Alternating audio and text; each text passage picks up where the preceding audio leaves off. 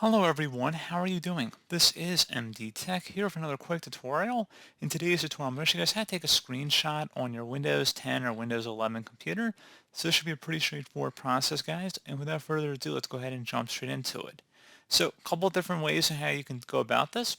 If you want to first start, you can tap the Windows, Shift, and S key on your keyboard at the same time. So again, Windows, Shift, and S.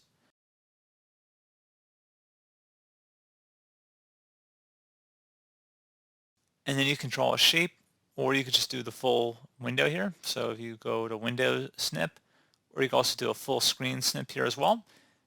And you just took one, and it's been copied to our clipboard, as you can see. So if you had an application like WordPad or Microsoft Word, you could paste it in, like you see right here. So that's one thing you could do. So again, that's the Windows, Shift, and the S key. Something else you can do as well, if you open up the Snipping or Snip and Sketch tool, you can go ahead and open that up. And it would work in a similar way as well. You could do specific windows, full screen, or rectangular mode. Again, it would work in a very similar fashion, like I said.